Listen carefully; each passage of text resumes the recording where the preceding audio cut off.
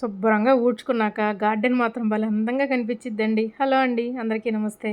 ఈ దొండపాదు మొన్న తీగలు తెగిపోయినాయి కదా, దాన్ని ఇసుకలో గుచ్చేసాను. అందుకే పాపం ఎందుకో వడిలిపోకుండా ఉంది అలాగా. ఇంకా కాయలున్నాయి, కోస్తాను తర్వాత. ఇదిగోండి, ఇవేమో ఈ దొండపాది అనమాట. ఇందులోనే దోసపాదు వస్తే దానికి పైకి అలా పెట్టాను.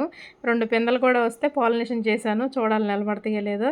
అలాగే ఆ రోజు అంతా గార్డెన్ అంతా ఊడ్చుకొని మొత్తం చెత్త ఎత్తేసి పందిరేసాం కదండి, మొత్తం చెత్త చెత్త అయింది.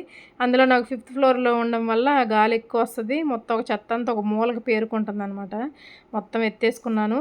పందిరి అయితే భలే స్ట్రాంగ్గా భలే వచ్చిందండి, చక్కగా వచ్చింది. దొండపంది కూడా ఇంతకుముందు గాలికి ఊగుతూ ఉండేది కదా, ఇప్పుడు చక్కగా స్టాండర్డ్గా ఉంది, ఎటు కదలకుండా బాగుంది. నాకైతే భలే నచ్చింది.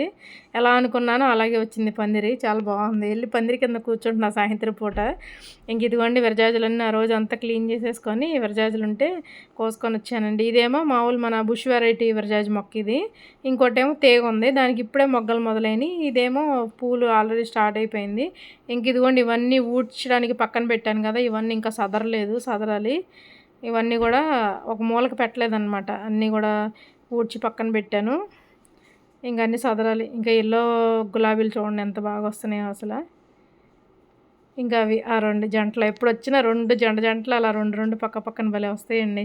ఇక విరజాజులను గార్డెన్లో తోటకూర ఉంది, అది కూడా కోసేసుకున్నాను ఆ రోజు. మొత్తం ఉన్న తోటకూర అంతా కోసేసాను. ఇదిగోండి ఈ విరజాజులు, మల్లెలు. అలాగే నా వీడియోస్ కనుక నచ్చితే please like, share and subscribe చేసుకోండి.